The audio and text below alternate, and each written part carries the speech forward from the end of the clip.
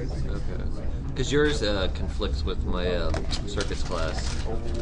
Yeah. Alrighty.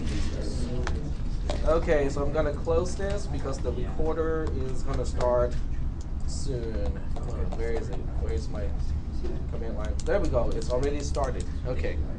So what I'll do is I'm gonna get started with this class. We'll go over the syllabus first, and then we'll go straight into the material. I'm changing a few things. If you have heard about this class before, the material will change a little bit because we are now realigning cisp310 to the CID class for transfer purposes. Okay, so the content will change a little bit compared to before. And then the second thing is I'm going to restructure the class a little bit so that in the lab time, I will actually use that time to deal with all the lab and practical stuff. So during the lecture, we'll deal with all the kind of more theoretical stuff and not as hands-on. But during the lab time in room 126, we'll do the more hands-on lab stuff. Okay. All right. So let's go ahead and get started. For those of you who have not taken the class from me, I don't use D2L. I don't use Desire to Learn. Not that I don't have any desire to teach, but I don't use Desire to Learn. I use Moodle instead. So instead of going to d2l.losrios.edu, you go to moodle.losrios.edu. Okay, so we have been assimilated for 2 years already, and so far so good. Nothing bad. So it's good. My lectures are recorded. In case you have not noticed, one of my windows here is just the recorder, which is FFmpeg. It's one single command line program that is doing the screen recording with voice. Okay, so that's at the end of the class. In the lab, I will upload the video so that you guys can basically rewatch the whole lecture if you need to during the lab hour. And from time to time, you might want to remind me to check whether the recorder is on and whether I'm recording from the right audio channel, because sometimes I forget to set the audio channel, and it will be like a silent movie. Not that it's useless as a silent movie, but it's not as useful, without the voice. Do you not get to use the microphone for this class? Sorry? You don't get to use the little I don't get to use the mic. There's no amplifier or speaker in this room, so people who are sitting kind of far away, you just need to let me know if you cannot hear me. Is that okay? Okay, so that's good. If you guys are going like, then I know, I have to kind of speak up a little bit. All right. So getting back to this Moodle website, if you are already enrolled in class, and that reminds me, because I keep forgetting to take roll in my classes. For those of you who took my classes before, you know that I have a habit of forgetting to take roll. All right, so now that it's here, hopefully it will remind me to take roll in about 15 minutes or so, just in case people come a little bit late. Okay, so once you're on Moodle, I zoomed all the way in, and that's why it looks like this. If you're not zoomed in, it looks like this normally, okay? But in a class setting, I'd like to zoom in so that we can read the text even more easily. So the login screen or the login stuff is here. So you have your username. Your username is going to be your W followed by 7-digit student ID, just like with D2L or apps.losrios.edu. Same login, same password, okay? Same username and same password. Are there any questions? If you are already enrolled in class, once you log in, you will see this class as one of your classes if you have multiple classes. If you're not enrolled, you're on the wait list, or you're just waiting to add to the class, you will still be able to log in. It will create an account on the fly as you log in. And what I'll do in this class is when you log in, you can navigate to this class and basically add yourself to the class so that you have access to the material if you're not already enrolled in class. I'll show you guys how to do it, okay? So let's go ahead and log in. And this version of Moodle is actually surprisingly friendly to mobile devices. How many people have tried to log into Moodle using a mobile device? Does it look okay to you? Everything is still, it's not like, you have tiny little fonts or you have to scroll around a lot to get to anything. It's usable, okay? All right, so if you're not in this class, you have to go to all courses here to navigate to CISP and then find CISP 310. And there are two CISP 310s. This is the one for this semester. So the course code is 11512. Okay, so make sure you navigate to the right one. And then it will ask you for a password to log in. And of course, I cannot remember the password. I'm going to have to look it up. Okay, so I'm going to log into my class here. This is the interactive syllabus. We'll go over this. But before I do that, I'm going to look up my self-enrollment password, just so that you guys can self-enroll if you're not already on roster. And the enrollment password is ASM, for assembly. If you're already in class, you don't need this, okay? This is only useful for people who are currently on waitlist or otherwise waiting to get into the class. Now this does not get you on roster, okay? Just so remember, this will only get you to be able to access Moodle material, but it doesn't add you to the class. You will still need to get a permission number in order to add to the class. All right, so let's go ahead and start with the interactive syllabus. I don't do static syllabus anymore, so the syllabus looks like this. Apparently three people have already gotten started with this one, and it looks like a quiz. Okay, I'm going to zoom in, and if I zoom in enough, the side panel will get down, so this way we have more real estate to display the text. So it will display the section number or the section information, and most of this stuff is just copied from the schedule of the college. So there should be no surprises here. So is anyone in the wrong class? No? Nobody thought this is an art class or anything like that? Okay, because this is Liberal Arts 133, so it's not really surprising that someone may come in here and go like, I thought this is an art class. All right. The meeting time is from 7 to 8:20 p.m. for the lecture portion. The lab portion is from 8:30 to 9:50. I will utilize the lab time, so it's not going to be all free time, like you just do your homework. I will actually use that time to demonstrate certain things, like how to use GDB, how to set up your virtual machine, and stuff like that. So if you cannot make it, to that time, then you have to find some other way to learn the stuff that I'm going to teach during the lab time. Okay, is that okay so far? Okay. Yep. And lab times aren't recorded?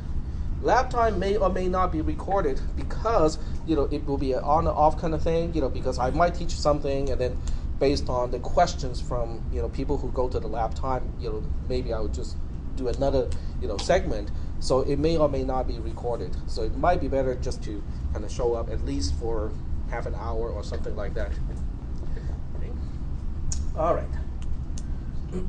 And at the end of each question, there are two choices.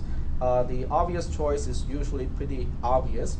This is the correct class and correct section. I intend to stay in this class, or this is not the class that I want to be in. Please drop me if I'm already on roster. Okay, so it's usually pretty clear, which one you want to click. So I'll click this one. The second section talks about me, the instructor. My first name is Tak. You can just call me Tak because my last name is nearly cannot be pronounced. Okay, so it's really hard because it's in Cantonese, and there are sounds in Cantonese that are missing in English, and vice versa. But it's just call me Tak. That'll be fine. Okay, and this is also a hyperlink. Go to a Wikipedia page for those of you who are curious. No, it's not about me. It's about the surname itself. The email address is drtak 2015 spring@gmail.com. I use a new email account every semester. My office phone number is, typo here, 916-484-8250. My office is number 7 in Liberal Arts 133, which is the building right on that side of this building. Okay? Are there any questions about all of this stuff here? Does everybody know where is Liberal Arts 133? Okay, you all kind of know, or at least know how to find the building. Okay. If you need to arrange for another time to meet with me, because the office hour is from Monday to Friday from 8 to 9 o'clock a.m. So, and this is an evening class. I'm usually in my office right before this class, like 1 or 2 hours before. So if you need to talk to me, just kind of send me an email first, okay, just to make sure that I will be in my office. But I'm usually in my office, so you can drop in, but there's no guarantee that I will be in the office when you drop in. But if you send me an email first, then I'll be sure to be in the office right before this class. If you need to send an email to me, make sure that you leave your name as registered with ARC and which class you're in, which is cisp310. Because otherwise, I don't know which class you're in, and then it becomes kind of difficult for me to look up information. Question number 3 is about the first day of class or orientation. According to the district, missing the first class or orientation is sufficient reason to be dropped. Anyone who is physically here need not be concerned about this, right? So people who should be concerned about this would be people who are watching this video after the fact at home thinking, well, since tech is going to record everything, I don't need to be there in class. Wrong, okay? But you guys don't have to worry about it. Okay, excessive absence. Okay, this is a long slide. I don't need to explain the whole math thing. The bottom line is 6% or more absences is considered excessive by the district, and that is enough reason to get dropped. Okay, and 6% boils down to the third class that someone is going to miss. So, in other words, people can miss up to 2 classes without excuse, but the third class is going to be excessive. Is that okay? And that's for the entire semester.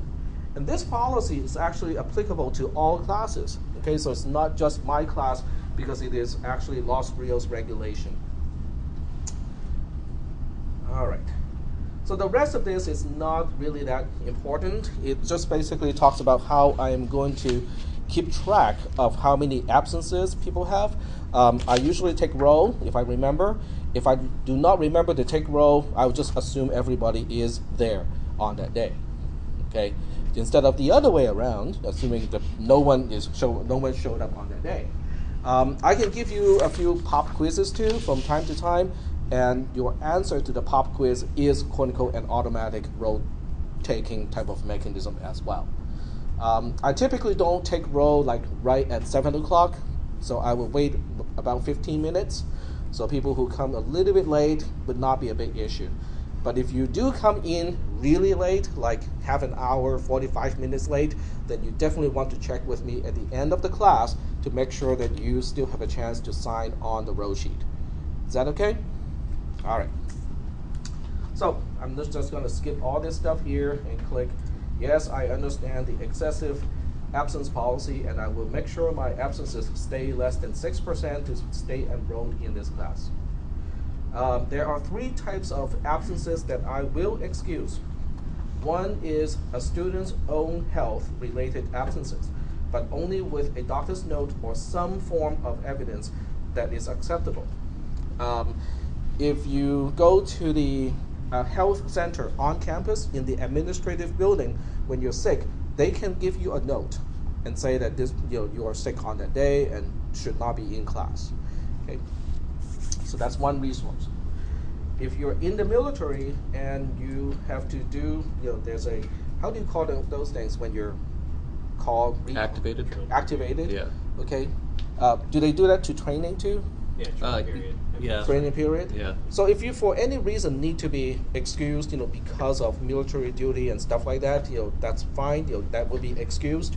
You just have to give me Orders or the order, Yeah. and you can block out stuff that I don't need to know, just your name, the date, that would be fine. Or if you're on jury duty, it's the same thing, that would be excused as well. All right, any questions about what is going to be excused? questions? All right.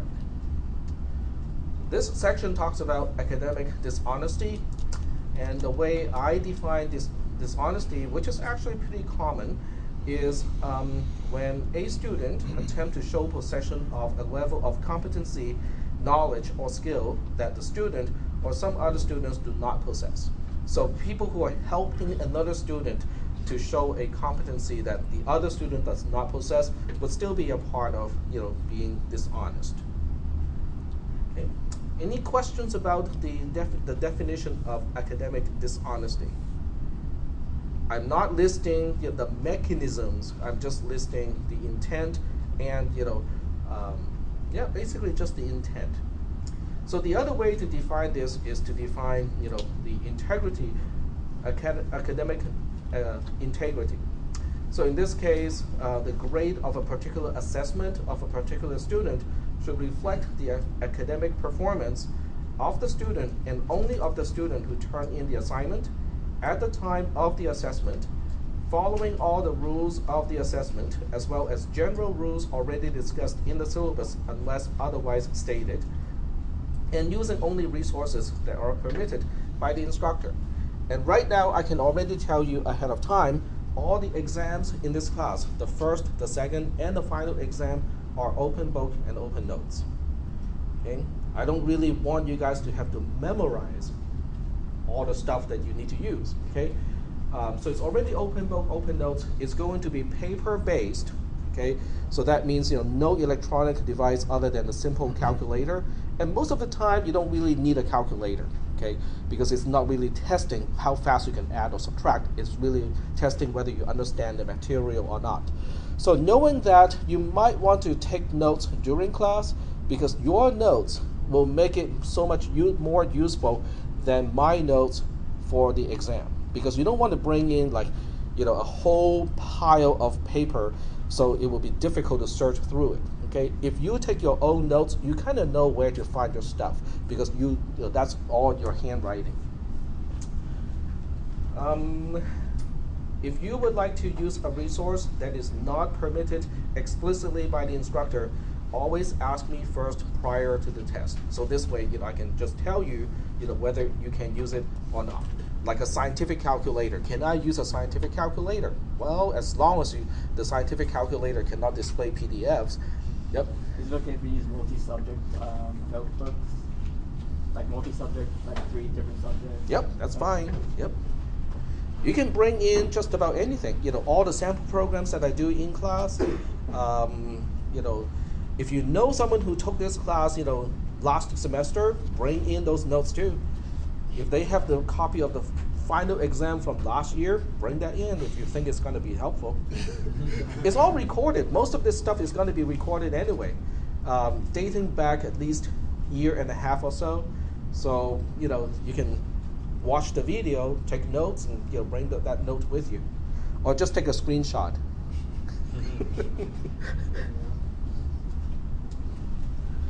All right, so I'm going to understand this part. Student rights and responsibilities, not exactly applicable just to this class.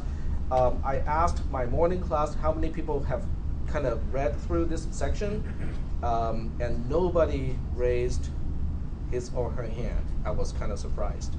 What about this class? How many people have read the Guide to Student Rights and Responsibilities? I am shocked again. Okay, so you might want to read this, because it is not just about your responsibilities, like, oh, you have to behave, you cannot, start a fight, in school and stuff like that. It has all that stuff too, but it also gives you an idea of your rights, okay? And you should be aware of this, okay? Both sides of the coin, your rights and also your responsibilities, okay? So this is a good document to read if you have the time to read through it. And ARC is not, an oddball, as far as rights and responsibilities are concerned. Most colleges and universities are similar. Okay, so I'm going to click this one here. Classroom behavior expectations. For the most part, it's just basically no disruptive behavior. I don't really mind if people fall asleep in class because I have done my fair share when I was in college. And I'm usually on the first row too, and I'll be going like this and then fall asleep. And then about an hour later, I'll be awake and have no idea what the professor has said for the past hour or so. Not that I want you guys to fall asleep in class, but I'm just saying that as long as it is not disruptive, I don't really mind. Chatting is the big thing, okay? Of all of the things that can be disrupting, I think chatting is the most important one, because sometimes, I can understand, a little bit of chatting is okay. If you're just borrowing something from your neighbor, that's okay. Okay, and running out of paper, do you have another sheet of paper? Sure, not a problem. It's the habitual type of chatting that is a problem. Okay, because if somebody is chatting in class, if I can hear it, so can students around the person who's chatting, and that is disruptive. Okay. And that's why this is a big thing. And if it is on topic, if it's related to stuff that I'm teaching or have taught or will be teaching, you can just raise your hand and let me know. Okay, that's not a problem. I can try to answer your question as much as I can. If it's not class related, then I hope that people can just kind of wait until the class is over. Then you can talk about it, all you want. Interrupting is usually not a very big concern, but just in general, if you have a question, just raise your hand until I address you, then you can go ahead and ask. I only ask that people wait a little bit because sometimes I'm in the middle of discussing something or talking about a particular topic. I would like to finish that topic before I answer questions. So occasionally I would just kind of go like, okay, I can see you have a question, but just wait a little bit until I'm done with the topic. Then we'll go ahead and talk about questions and anything related to that. Mobile devices, turn off or silence your mobile devices. If you need to talk on the phone, you can basically do it outside. In this classroom, they have this policy of no food, drinks, phones, or kids. If you have plain water, you can go ahead and drink it during the class. Not a problem. If you have anything like this, it's sugary or it's not just plain water, just cap it. I don't mind if you bring it to class, just don't drink it during class. But if it's plain water, which I also have, this is not a good example because it's kind of disrupting because this is kind of like a bicycle type of drinking bottle, and you kind of have to squeeze and squirt it, and that can be a little bit distracting to people around you. Did you allow water in 360? Did you allow water in 360? No, because that is a lab classroom, and we all have computers in front of us. That's why I did not allow water in that particular classroom. Eating would not be good. Okay, if you need to eat, do it before class or between this class and the lab time. Come to class on time. Okay, or try very hard to come to class on time, because walking in class late can distract the entire class. I know sometimes it's inevitable, but it is distracting when someone walks in when I'm on a particular topic. If there is a class before this one, let those students out first, okay? Because they have to get out eventually, and I cannot start a class unless the other class is completely gone. So let the other class out first if there's another class in front of us or before us. Questions are always welcome as long as they are related to this class and asked in a particular asked orderly. Because sometimes there are multiple people who want to ask questions. I just need to kind of tell you guys, okay, go ahead and ask the question I hope in no particular order, so that no one feels that, oh, he always let him ask questions first. I don't want to do that, so I would try to do my best to randomize how I pick people to ask questions. Anything you guys want to mention? Any questions? Nope. Okay. So this is something that you have to do in order to gain access to the material of this class. How to attend lectures. I really don't think I need to go over this one. But the misunderstanding is, since Tech is going to record the lectures, I don't need to do anything in class. Okay, that's a misunderstanding. Well, first of all, I try my best to record my classes, but occasionally there will be technical difficulties, or I forget to press the Enter key. Okay, I type the command, I wait until, I'm going to press the Enter key at 7 o'clock, and then guess what? I forget. Okay, has happened a few times. Okay, at the end of the class, I go back to that command line prompt and go like, okay, I forgot to press the Enter key, so that lecture was not recorded. So don't count on it 100%. Okay, I try my best to do the recording, but you should take notes as well. Okay, any questions about that part?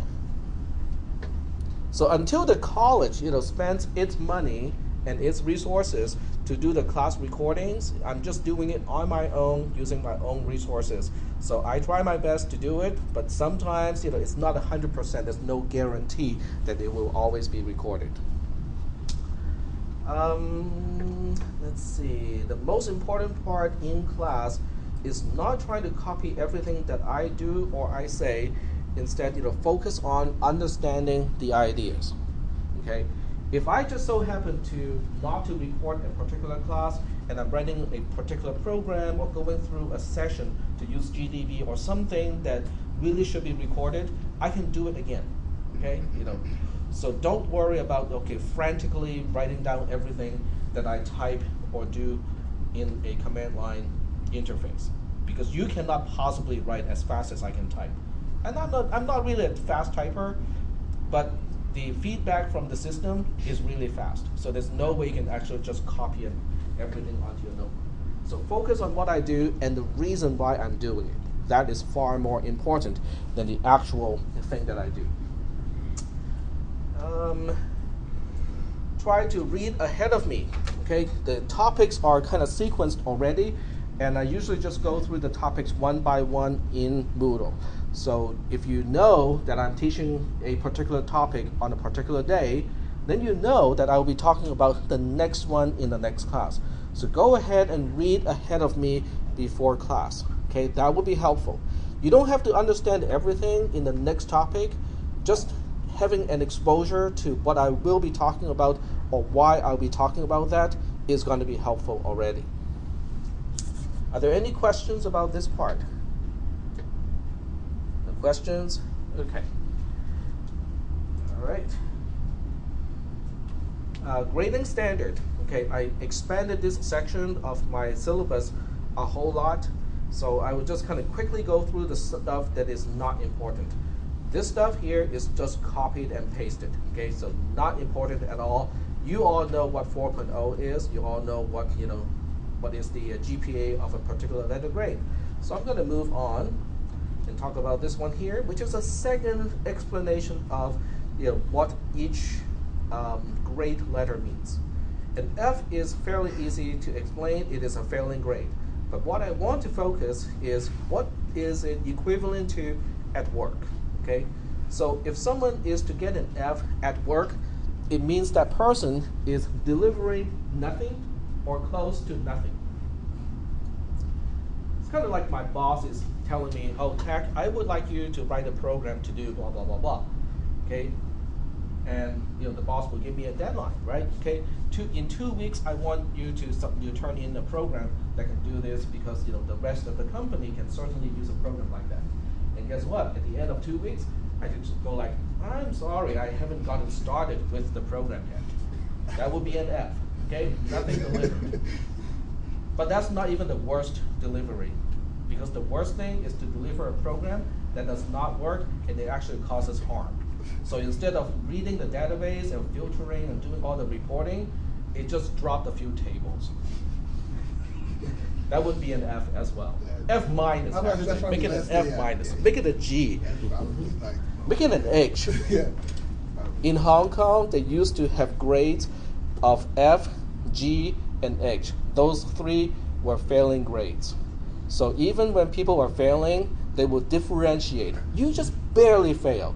You failed, or you failed badly. So that's like a backwards thing? So if you're an outstanding failure, it would be like an H? Standing failure. Like an outstanding, like you failed phenomenally as opposed to Exactly. Yep. You are a phenomenal failure. you are within the in percentile, Yeah, you're right? Like, you're like you're the bottom 1 percentile. Yep, Good. something like that. Yep. Okay, what would be a D in this work situation? In a work situation, this translates to delivering products that is not really acceptable, but something is delivered. So the boss is likely to ask me to redo something. Probably not fire me, but the program doesn't really quite do what the boss wants it to do. Maybe a little bit of that, but not close to what the expectation was. A C at work is delivering products that is barely acceptable so that my boss would not ask me to do it again, but it's really just minimum, okay? It's just bare minimum to deliver the stuff. A B means delivering products that a boss or a customer will gladly accept even though, it could have been better, but it's good, okay? It meets all the expectations and some, and then some. And A means it is the delivery of products that is so good that it surprises a customer or a boss. In other words, a boss would look at the product and go like, wow, I think you deserve a raise. That is an A. Is that okay so far? No, as if that is not enough explanation, because once I'm on the roll, I just keep going. Let's go ahead and grade a product, because I think people can relate to grading a product. How many people have worked? Okay, see, that's why. Okay, that's why it's not exactly a very good analogy, because some people have never worked, which is okay, because this is college, right? I mean, some people may not have worked at all. But I think most people have bought something from Fry's. Okay, so I think that would be good. So we are just looking at a hard drive in this case. So let's say you bought a hard drive that has a particular MTBF, mean time between failure, of X hours. Okay, so you just bought the drive from Fry's and you installed the drive. Let's see what happens when you bought an F drive. The F drive, when you plug it in, it does not work at all. Instead, it smoked your motherboard and your power supply. Okay, that would be an F. It's time to call your lawyer friends. It would be Windows Vista. Windows X, whatever it is. Well, talking about Windows, have you guys seen what Steve Ballmer has been doing after he left Microsoft? Buying the Clippers. Exactly, and I can see people going to a Clipper game, whatever basketball game, football game, doesn't matter. I mean, once you retire, you have time, right? And he has money too. But the way he enjoys the show Oh, yeah. is a little bit, Creepy. how should you call it? Sorry? Creepy. Creepy. Is that Creepy? I'll put it this way. You would never imagine someone of his physique would be capable of doing those motions. Sorry? Disparate. It's kind of like when he did the developer thing. It's like, wow, I did not know someone who is probably 300 plus pounds. Can do that for 30 seconds or so. That was just watching it makes me tired. No one's as excited as Steve Ballmer's excited. Exactly, when he's excited, he's really excited. That's the Which thing. is cool though. I mean, because you don't have to. That is cool. You don't have too many of those personalities in. Exactly. Well, that's a good counterbalance, with Bill Gates. You never know Bill Gates. So a D drive, a drive that deserves a D, would be one that you install. It kind of works. It's kind of noisy, lots of vibration, but it works. But it died prematurely. Okay, so it worked for a while, didn't kill anything else in your computer, but it's just disappointing. Okay, it is disappointing. A drive that deserves a C means it meets the minimum expectation. Kind of have the average amount of noise and vibration, and when you look at the average, they all die at about the MTBF. So some drives will die before, some drives will die after, but on the average, it is right on the mark of the rated MTBF, mean time between failure. A drive that deserves a B would have a better than average type of performance. it's kind of quiet. It's not super duper quiet, but you notice that it is more quiet and has less vibration than a usual hard drive. Okay, and the average of all the drives that you have installed is better than the MTBF. But that's just the average. When you look at individual drives, some individual drives may still fail before the MTBF, but the average is better. A drive that deserves an A is something that will take you by surprise. Okay, you installed it, you power it up, and go like, did I really hook up the power supply correctly? Is it really on? Okay, and the mean time between failure of any drive is better than the MTBF. So is that okay? Did I explain A, B, C, D, F adequately? So then there's not a lot of A drives out there. I don't know. I mean, I Not a have single not. drive to fail? Not a single drive. It depends on the manufacturer. It also depends on which era. I found that I have Samsung drives that are consumer grade and they are just superb. Okay, put it into a RAID, and I've never really used my spare drive because the main drives have never died. It could just be like phone service. F is AT&T and A is. I think we probably T-Mobile. Yeah. Okay, so with class grading, you can read the rest. Okay, I'm not gonna go through this part here. So the bottom line is, how is your score, the numbers, going to translate into your letter grade? The bottom line is here: 12.5%, 37.5%, 62.5%, and 87.5%. Those are the thresholds to get a D, C, B, and A. So it's not really quite like your other classes where 60, 70, 80, and 90% are the thresholds. It's really going down to 12.5, 37.5, and so on. Are there any questions regarding this?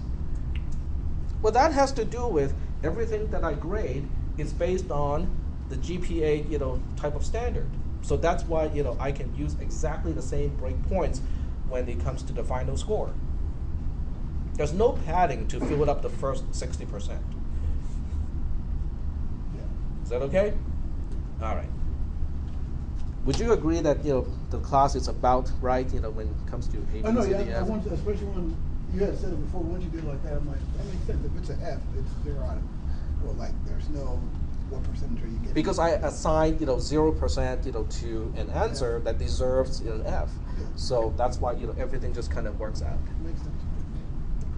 Don't you think colleges really should get away from A, B, C, D, F and just use the number?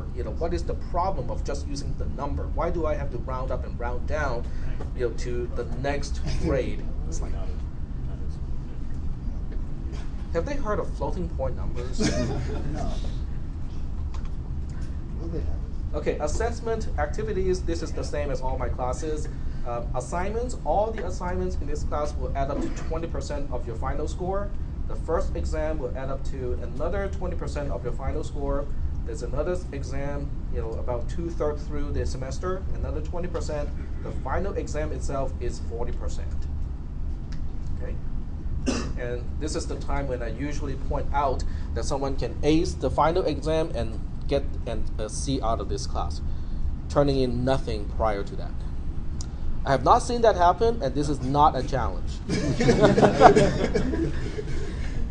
I don't want anyone to try to be the first one. It's like I can flunk everything prior to the final exam, ace the final exam, I can walk out of this class with a C. This is the tentative schedule of topics. I usually just kind of, it's tentative. But it gives you an idea of the topics that we'll be talking about. And the last part is the final exam. It is going to be on May 14th, the Thursday. And the time, I need to double check on this one. This doesn't look right. The time should be from 8 to 10 p.m. So don't look at this one. I'm going to check on that. Okay. All right. So now we click next. And it will ask you to confirm and say submit all and finish. And it will ask you again just to be sure, and that's it. So once you score a perfect score out of the syllabus quote-unquote quiz, then all the other topics will open up. Okay? So really, it's just a way for me to make sure that you guys know where to access the syllabus. Okay. All right. So now that we got the syllabus out of the way, it is time to take roll. See, I remember this time. Let's see how long I can remember this to do this. You're good for like the good first 3 weeks. The first 3 weeks or so. Which way to? Okay. And you will see that, okay, this is an icon in Moodle for homework assignments. You know, a hand holding a piece of paper. This is not an assignment, okay? The prerequisite checker there's nothing you have to do. I am checking the prerequisite of people, students in this class, to make sure that people have taken CISP 360 or have the equivalence of having taken CISP 360 in order to stay in this class, okay? I checked, and I think most people are, meeting this requirement, not a problem. A few people did not take CISP 360, but since they have taken CISP 430, I was just kind of counting in as, okay, that's fine. There is one person who took CISP 401, and I would like to talk to that person. Okay, I cannot remember the name, but that is usually not considered it's not considered meeting the prerequisite, and there's one particular reason why Java is not considered the same or equivalent to C++. Can anyone guess what it is that is relevant to this class? Garbage handling. Garbage handling. Garbage handling. Meaning It's kind of related to that. It doesn't allow you to, like, the functions in C like malloc where you have actual access to where. We are not going to use a malloc a whole lot in this class either. Yep, go ahead. No pointers. No pointers, exactly. Okay, C has pointers, C++ has pointers, but Java does not have pointers. Okay, that is a big deal in this class. Okay, people who do not understand pointers will struggle, at least, for a little bit in this class. Okay, all right. Oh, how much from CISP 360 will carry over into this class besides pointers? A lot. By the time we hit how to do subroutine calls and implement, C constructs in this class, I would just be assuming people know basic C programming already at that point.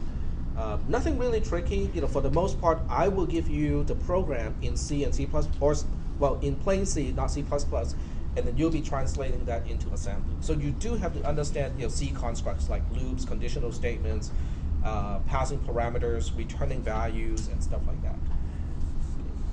Yep. Do you have to use C command, or it's just a type of the computer science language? Could you repeat the question? My question is, do we have to use C++ command for the project? At some point, there will be a use of C, but not C++. So in this class, I will not use C++ features, but only C features. And you can, for the most part, you can look at C as a subset of C++. So whatever you can do in C, you can do it in C++, but not the other way around. So there won't be any superclass, subclass, type of thing in this class. All right. So we do have time to get into the actual topic, which is great because I have homework assignments already scheduled for you. All right. Hey, that takes time. That takes my time too to get the assignment, ready and prepared. All right. So there are 2 homework assignments, and you have a week to do it. It's not really a big deal.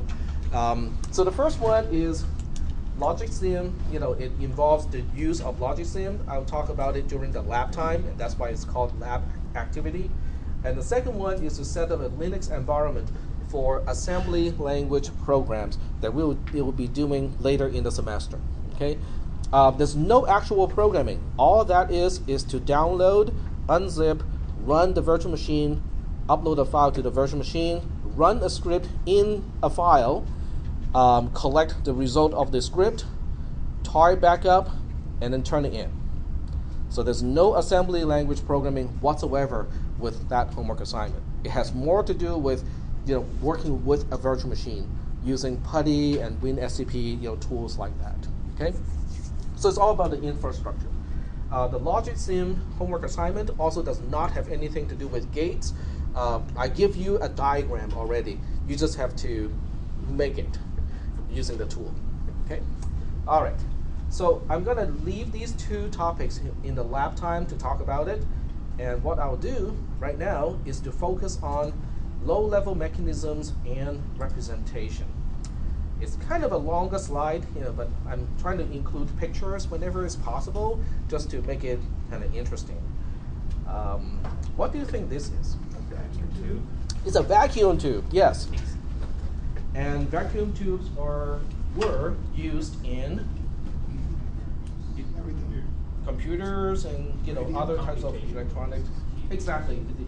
It used to be before transistors. Okay, vacuum tubes were used where we use transistors.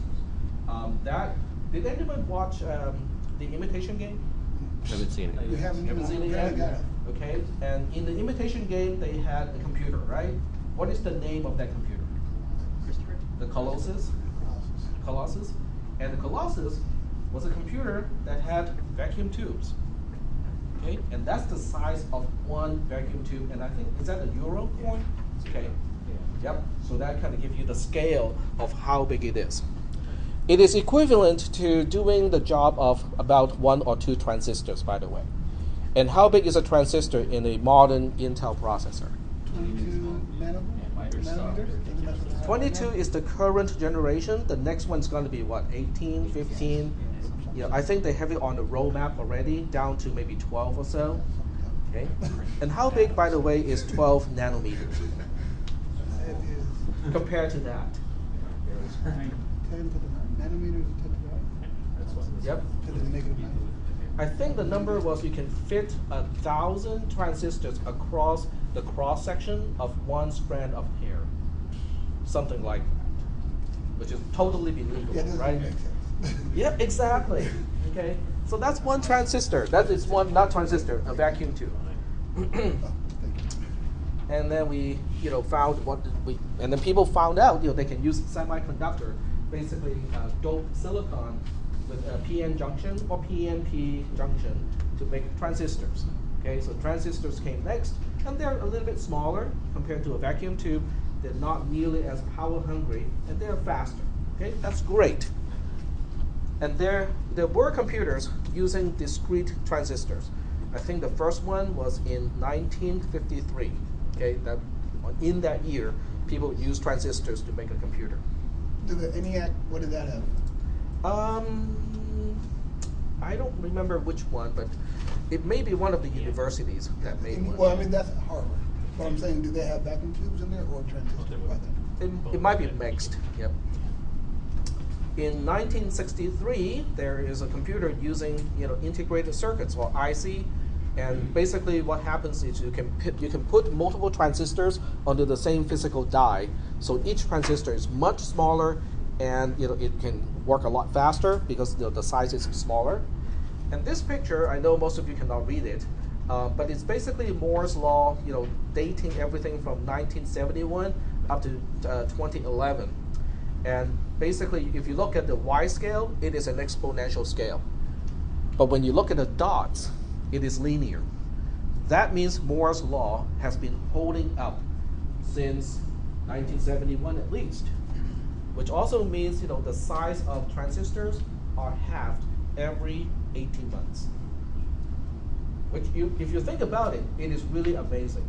Okay. For those of you who like to watch, World War II, movies and stuff like that, you look at those airplanes, the fighters, the Mustang and stuff like that. You look at those and go like, wow, that's pretty old, okay, by today's standard, right? And then you look at the speed of one of those, the last generation of the Mustang, fighters, and you look at, a current, fast, jet, fighter. Yeah, the jet fighters are a whole lot faster. How much faster? Well, a little bit more than twice. I think, yeah, more. Faster than we can. Past the sound barrier. Faster than well, okay, think about it. Okay, I think Mach 3 is probably a good guesstimate of how fast a fighter plane can fly. But fighters are not supposed to fly really, really fast because they need to maneuver. When you have something that can fly at Mach 3, that's not going to turn. Okay, What about a Mustang back in the good old days? What fraction of a Mach do you think it can do? Give it a guess. 3/4 miles. 450 miles or something like that. So that would be about a third, 2/3. Half. Make it a half. Okay. So we went from 0.5 of a Mach, which is the speed of sound, to 3. So it's what, 6 times, right? Okay, 6 times is definitely significant. I mean, it's really fast. What about tanks? Let's say the range of a tank. Okay. So in World War II, what would be a typical range of a German, super duper tank, like the Tiger? 100, 150 miles, something like that. Huh? Not very far. The range, like You're talking about effective like range, speed? not like like shooting range. shooting range. Oh. Yeah, for the weapon. Effective range, not just we'll get something over there, but Like actually like. yeah. Just give me a ballpark. Maybe Give me a ballpark. less than a kilometer. Less than a kilometer. Okay, so let's call it 1 km. And what about a top of the line tank today? We're talking about guns, okay? Not counting missiles. I'm thinking I don't need any classified information. Just give me a rough number, okay? Because I know some of you may have classified numbers. Just give me a rough number, order of magnitude. 3 to 5 kilometers. Let's call it 6. Well, because I like 1.5 to 3, 1 to 6. Yeah. Okay. What about the processing power of the Colossus versus your cell phone? That's fast. 1,000. Yeah, because the Colossus. 1,000 would be totally underestimated. Yeah, million. Because your processor right now is probably at. I have no idea what it is, but I think it is at least in the order of hundreds of thousands at least. I know it's NES. And that gives you, and how big is that computer? The Colossus. There's a reason why it's named Colossus, right? How big is that computer? Like its processing speed, like it's a couple hertz, like a couple hundred hertz. The Colossus. Well, but it's not really the same thing as a programmable thing. Let's call that 1 kilohertz. So it has 1,000 computations per second. Okay. What about your cell phone? Most cell phones not like gigs. Like a cell phone probably. Yeah. Like the S5, yeah, we'll say it's like a gig. Well, we'll just be saying that it's dozing off. So it's really just running as low as it possibly can, which is 300 megahertz. Okay, 1 versus 300,000. So the order of magnitude of change is 300,000 times. That's the small side of ours, yeah. Oh, this is like, this is as slow as it can possibly be. Yeah. You have to tell your cell phone, please don't speed up. I want it to be slow. That is as slow as it can get. Okay? That is completely out of the 1 to 6 ratio. Okay? Not even close. Okay? That gives you an idea of how fast things have become, and the only reason why they're becoming so fast is because of the size of the transistor reducing. And they can pack more and more stuff onto the same die. And that's why we have computers that are really so fast and so cheap too, so inexpensive today. Yep. So this is down to, I don't know if you're about to touch on, but so when we eventually reach the physical threshold, or we Right. minimize, is that just going to be where we get to parallel computing? Well, we are already doing parallel computing, and they're now already working on 3D chips. In other words, the transistors are no longer stacked up this way; they're also on the side. So they're already trying to all kinds of new stuff to pack more transistors. Even though yes, the size of a transistor cannot be reduced past a certain point, because they found that electrons can jump over the barrier. Because the distance has gotten so small that quantum effect takes into consideration, and they just go, because electrons do not really orbit. They are actually, they just appear here, appear over here. They just appear. It's a probability type of plot, right? Like a cloud of potential. Yeah, but now they're already the metal oxide layer, which is the insulator, is getting so thin that electrons can just hop over to the other side. Yeah, that's not- Okay, some of you will have to take quantum physics classes at the college, and basically the joke is if you bang your head on the wall enough times, you can pass through. It's just a probability kind of thing. Okay, And who are those of us? Okay, but the bottom line is, okay, this is all the low-level stuff, but the bottom line is, regardless of the technology, whether it's a transistor, a vacuum tube, big transistor, small transistor, BJT transistor versus MOSFET transistor, they are really just a valve, okay? It's just a switch, basically, okay?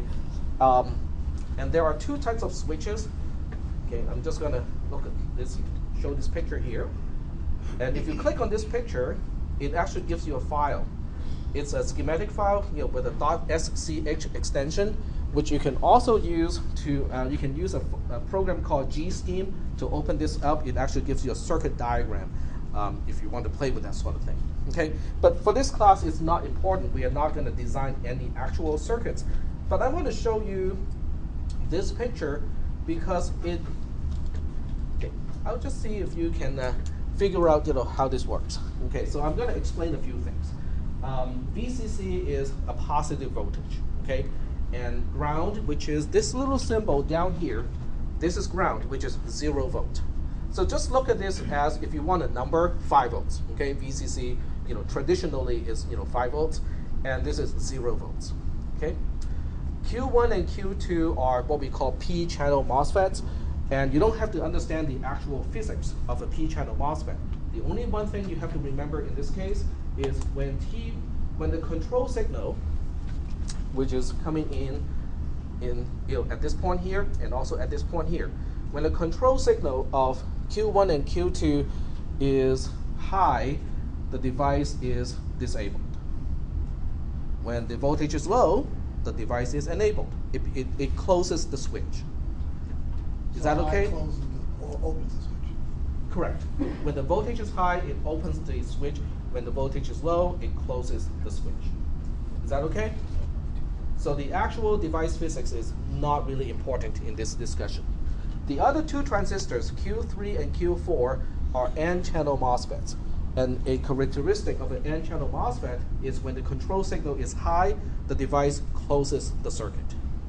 When the control signal is low, it opens the circuit. Is that okay so far? Okay. All right. So now the question is, by controlling the voltage of T1 and T2, what would be the output of T3? Okay, so let's go ahead and actually work this out. And I'm going to use a notepad. I was about to say, this looks like, yeah, or because you got one. And let's see if I can display So this. basically what- The same. Okay, there we It's like an go. exclusive door. I think. It's not exactly that, but you guys are getting close. Okay. So we have T2 and T1 and T2, and for this purpose, I will also display what is Q1, Q2, Q3, Q4, whether it's closing or opening, and also T3 here. Okay. So now, in this particular case, I'm not going to look at a transistor as an analog or continuous device. It's either on or off. Okay, so we'll definitely go for the digital interpretation, which is either we give it a voltage or no voltage. There's nothing in between. Okay. So between T1 and T2, there are 4 combinations, right? Because T1 can be low, while T2 is low. T1 can be low, T2 can be high. T1 can be high, T2 can be low, and they both can be high. Is that okay? That basically gives me the 4 possible combinations of the input. So what I want to do next is to figure out, okay, is Q1 going to be closing or opening, based on this combination, and we'll work out Q1, Q2, Q3, and Q4. Okay, so T1 is low. So what about Q1? Is it going to be closing the circuit or opening the circuit? Closing. Okay, so we'll put a C here. And Q2 is going to be the same because it is connected to T2 and they're both low. What about Q3? It'll be opening, and Q4 is open. Okay, so right now, if you look at this picture, Q1 and Q2 are closing, and that's why they're both connecting T3 to VCC. So what would be the voltage at T3, terminal 3? Is it high or is it low? It's gonna be high. It'll be high. Because it's letting it through. It'll be high because Q1, which is this transistor here, is closing. Q2, which is this transistor, is closing. So T3 will find its path through the transistor to VCC. Is that okay? And it will not find a path to ground because Q3 is open, Q4 is open, so there's no way T3 at this point can connect to ground. So it can only be connecting to the high voltage, but not the low voltage. Is that okay? Let's work out the next one. Okay, well, this is pretty easy to figure out because Q1 will be closing, Q2 will be open, Q3 will be closing, and Q4 will be open. Because T2 is connected to the input of Q2, it's also connected to the input of Q4. So by flipping the input to those transistors, we reverse the state of those two transistors. But the important part is, what is T3?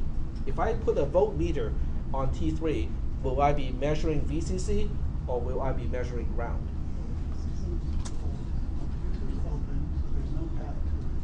Okay, so let's take a look here. Q1 is closed. Q1 is right here, and T3 is here.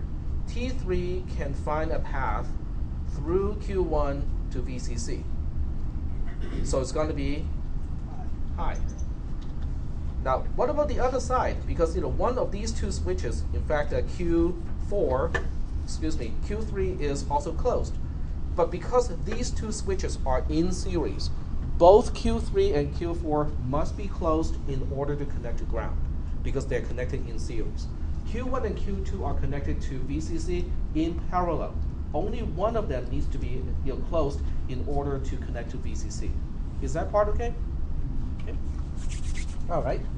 So the other one is not too exciting because we're just flipping close to open and open to close.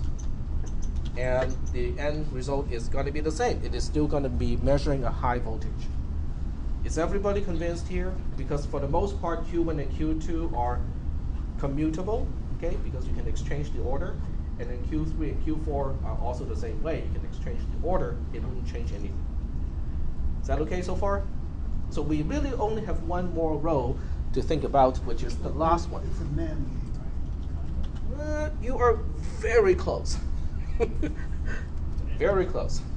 Okay, so let's take a look at the last case. T1 is high and T2 is also high.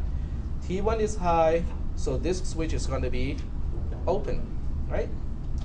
And Q2 is going to be the same. It's going to be open. And this one is going to be closed, and this one's going to be closed. So this time, this switch is open, this switch is open, this switch is closed, this one is closed. So because we have Q3 and Q4 closing in this case, now we have a path to connect to ground, right? So that means T3 is going to experience which voltage, high or low? Low. Low. That's right. Okay. All right. So now let's make another table. Okay. This time we will look at a voltage of low as false, 0, and we'll look at a voltage of high as non-zero or true in C programming. And then we'll try to figure out, okay, but what is that really when it translates to logical operators that we are already familiar with? So we have T1, T2. We have false, false, false, true, true, false, and true, true. And then we have the output, which is the output of an operator. In this case, I just called it T3. And we have true, true, true, and false. Most people will say, we have never seen an operator like that, okay? Because, conjunction would give you false, false is false, false, true is false, true, false is false, and then true, true is true. This is not that. Right, that's the opposite of that. Yeah, it's a NAND. Looks This like is a NAND gate. It is a NAND gate. That's what I said. I have to change my notes because I mistakenly called this a NOR gate, so I have to fix my notes. And it's not exclusive OR? No, it's not exclusive. It's not exclusive OR. Okay, let's take a look here. So, not looking at T3, let's look at what is T1 and T2. Okay, so I'm just going to use the notation that you are familiar with. You know, ampersand is logical AND. So in this case, you know, false and false is false and false is false. False and true is false. True and false is false. True and true is true. See how, you know, these two are flip sides of each other, flip sides of each other, flip side of each other, and flip side of each other. So T3 is really the negation of T1 and T2. Well, we have just used 4 transistors to implement a particular logical operator. It's the negation of a conjunction. Whoopee! Well, we don't even use that in C programming, so what is the big deal? Right? I mean, did you guys use a NAND operator in C++ programming? Not an operator.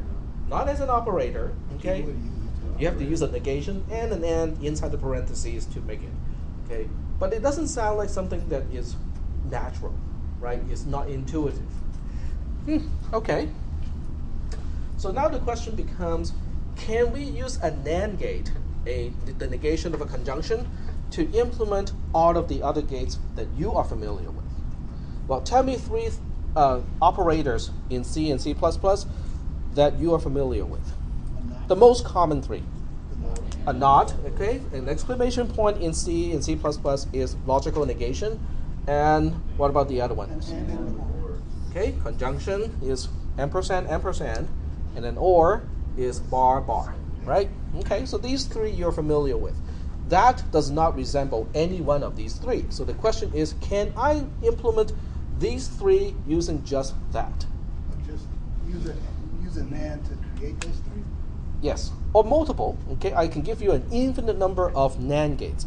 The question is, can you use the infinite number of NAND gates to implement negation, conjunction, and disjunction? That is the question. I can't show you how, but I assume by you asking, the answer is yes. That would be correct. Okay, so your hunch is right.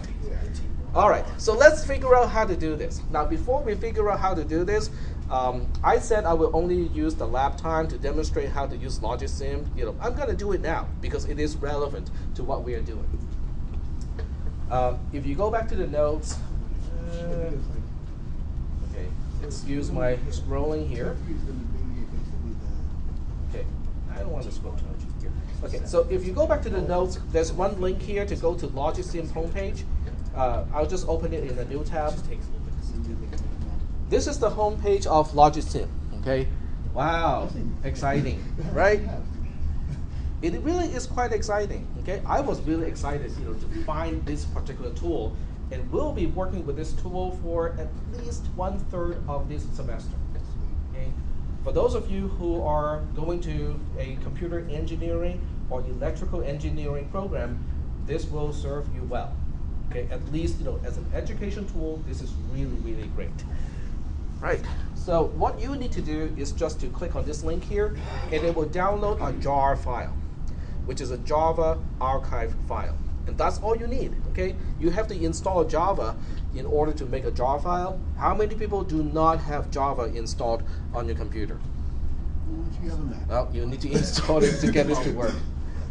Yeah. So you need to install this to get it to work. Okay. And I think I have this installed already on my computer here. So let me see if I can find it. Yeah, that's not it. Well, I'll just go ahead and download it instead of trying to find it, because that might take longer.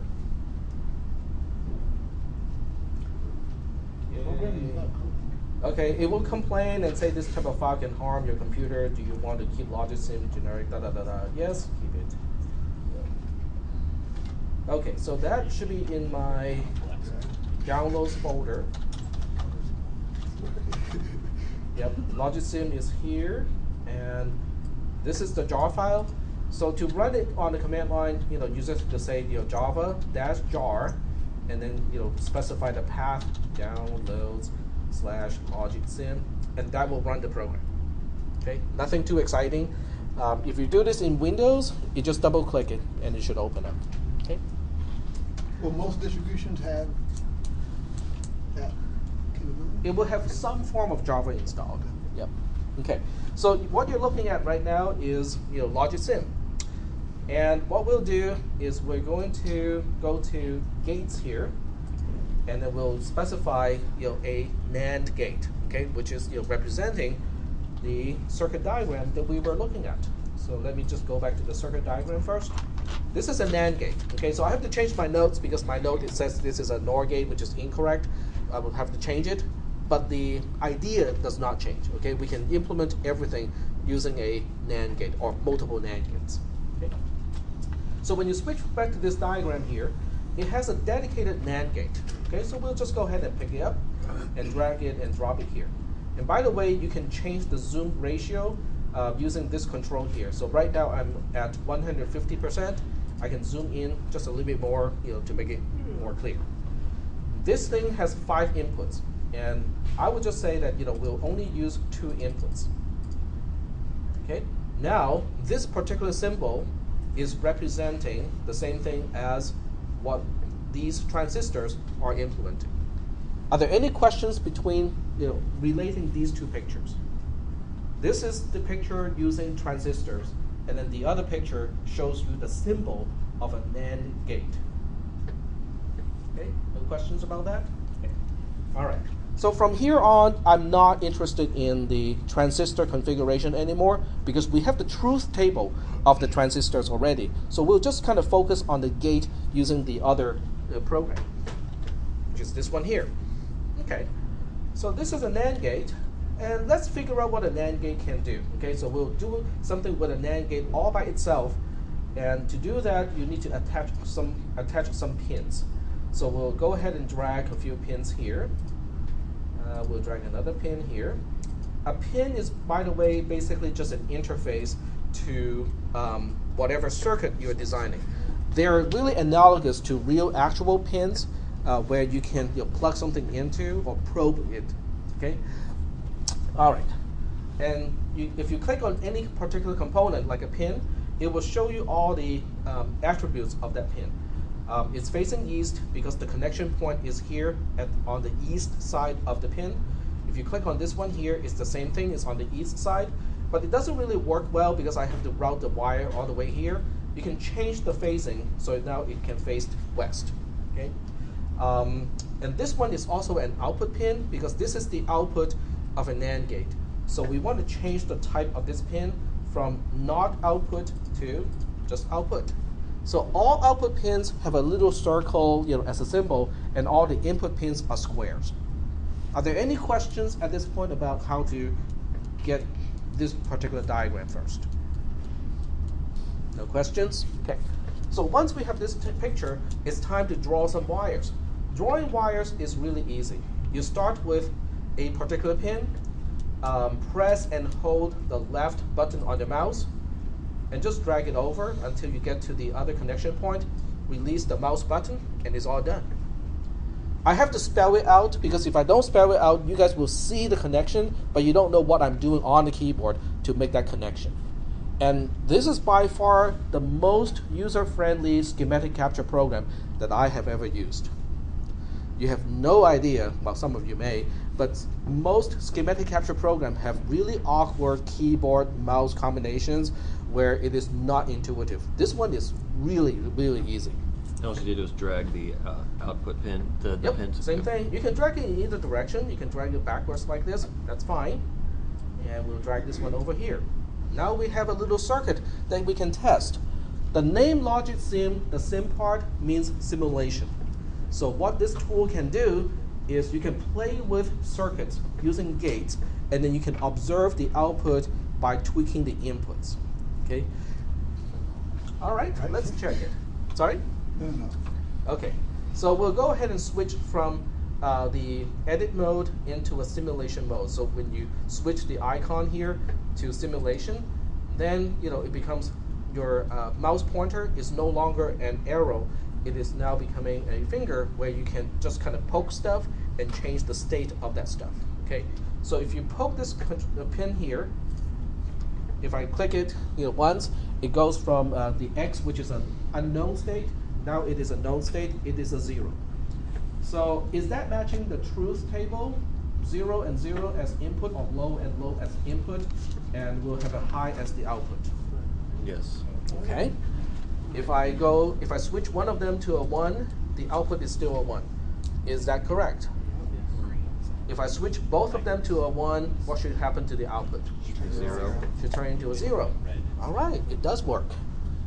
Okay. So are there any questions at this point about logic sim and how a NAND gate operates? This is a 2-input NAND gate. It's very simple. We can actually use transistors to implement this one. Okay, 4 transistors to implement this particular gate. So the next question is, if all I have are NAND gates, can we still implement negation, conjunction, and disjunction? Let's work with the easiest one first, negation. Now negation takes, when you use the negation operator, how many operands does it take? 1, right? Not true is false, not false is true. So it only has one single input. So how do we make this work?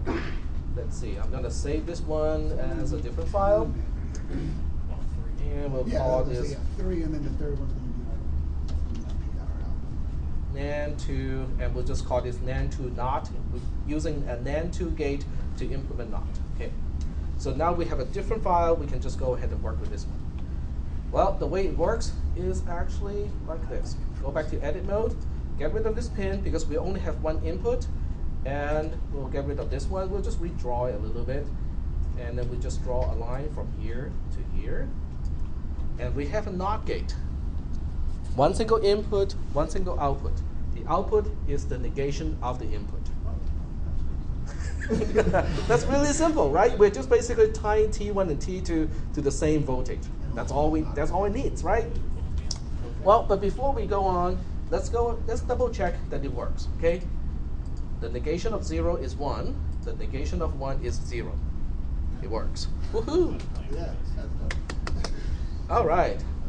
Let's work with the next simplest thing, which is a non-negated AND gate. Okay? Because NAND is negated. We want the non-negated version of that. You mean an AND? A regular AND, yes, a regular AND. Okay, so let's go ahead and save this file. Oh, save as. And this time we'll save it as NAND2 AND. We're implementing a regular AND gate using multiple NAND gates. Save. Okay, this is negation. Would it be suffice to just run a NAND gate through that negation? Yep. So let's go ahead and draw that. Okay, let's see what it looks like as in a picture. So what we'll do is we'll need one more pin because this time we do have another thing. And let's zoom out just a little bit. Yep. Question? And by the way, you can also delete or select multiple components by doing it like this. Okay, so we're gonna. Okay, I'm not gonna draw the prettiest picture here. Okay, we'll get rid of this. Move this one over a little bit. And by the way, you can also duplicate. If you want to duplicate something, select it first. Control D will duplicate it. So we'll put it here. Like this. Now we have a regular AND gate because we are negating the negated conjunction. Double negation is canceling each other. So now we have a regular AND gate. But before, yep, go ahead. Isn't it simpler to just remove the little circle next to the AND and have an AND gate? It is easier if that is possible. But remember what I said, if all I give you are 2 input NAND gates, how do you implement just regular AND? So that's why we have to do it this way. But you are correct. If you had a choice, you can actually just remove the little bubble so that the output is no longer negated. But this will do the same thing. And let's double check. Okay, so we know this is just a regular AND gate. 1 and 0 is 0. 0 and 0 is 0. 0 and 1 is 0. 1 and 1 is 1. Okay, well, that's one way to get to an AND gate using just NAND gates. Okay, what about disjunction? Now that is a little tougher. Okay, because in order to implement disjunction, when all you have is negated conjunction, you need to remember what De Morgan's law is. Okay, how many people have encountered De Morgan's law? Okay, you don't have to remember. I'm just checking whether you have been exposed to that idea. Okay, so we may not have enough time today to finish this, but I will talk about De Morgan's law, as the last item. Okay, De Morgan's law is really useful. Okay, so let's say we have A and B. Okay, I'm just using C++ notation here. A and B is really the same thing as not A and B. Okay, is anyone going to disagree with that one? Double negation. Okay, so the magic is this part here. The outer negation, I cannot really do much about it. The inner negation, I can do something about it. Because what I can do is to say something like that. And on this side, we have the negation of A, the negation of B. So what I'm claiming, okay, I'm not going to prove it here. What I'm claiming is if you give me an expression that looks like this, it really is equivalent to this expression that has no conjunction in it. It does have negation, it does have disjunction, but it has no conjunction. That's one side of De Morgan's law. It is not going to help us in this particular case, because the other one is the same thing. A or B is the negation of A or B. Not surprising, it's just using the negation of a negation. But here is the fun part. The fun part is I can make it so that it does not use disjunction anymore, and it will use negation and conjunction instead. That's De Morgan's law. It comes, it's a two-part kind of thing, but it does work in both directions. Okay, we're running out of time. I cannot prove it here. If I am to ask you to prove this, okay, that A or B is the same thing as the negation of the conjunction of the negation of A and the negation of B, and don't ask me to say that again. How do you go about doing it? How can you prove it? You say true and false then. Yep, plug Just into see a what truth happens. table, evaluate everything the way they're supposed to be defined, and you will find that the first expression, which is this one here, will always give you the same answer as this more complicated expression. But that is our ticket using NAND, or NAND2 to be more specific, to implement disjunction. But why is it important? I mean, why do we have to do something this complicated? A or B is so simple. Why do we have to use 3 negations and 1 conjunction to implement exactly the same thing? If only we have an AND gate to work with. Exactly. And why do we only have NAND gates to play with? In some cases. In some other cases, we only have NOR gates to play with. Just because NAND gates use less transistors and LGS? In certain applications, yes. Okay, so it depends on the design. If you look at flash memory, some are NAND type and some are NOR type. I think they're all NAND type. Yeah, especially Samsung.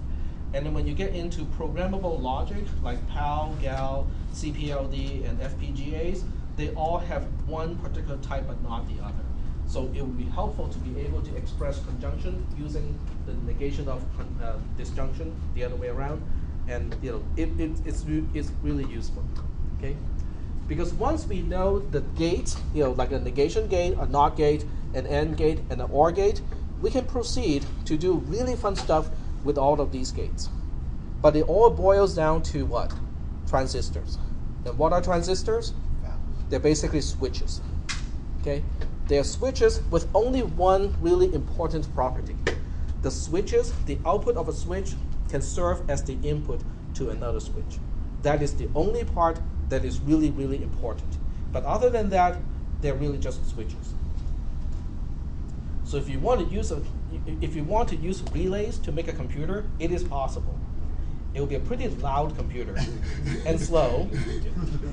Yep, because every time you do some computation, you will hear click, click, click, click, click, click. Wait till something needs to be carried. Yep. And don't use it in an environment where you have fuel, air mixture, because that would not be good. All right, so that really concludes today's lecture. The next class will continue the discussion of all of these gates, and in the lab I will be basically showing you what you need to know to do the homework assignments. And in the next class, I just want to give you a little fast forward. In the next class, I will fix my notes, okay, to make sure that these are all using NAND gates and not NOR gates. My bad here. And then we'll get into numbers, not Samurai 7. But we'll take a look at what is a value, what is a quantity, as opposed to what is a number, and how do we represent quantities using numbers of different bases. That's Samurai 7, which is a kind of fun Japanese anime. There's a happy face. And also base conversion. Okay, so we'll be going over all of these topics on Thursday. Read ahead of me. You don't have to understand 100% what these are all about, but knowing what I'll be talking about is going to be helpful. 126? So I'll be going to room 126 as soon as I shut down here and get all my stuff.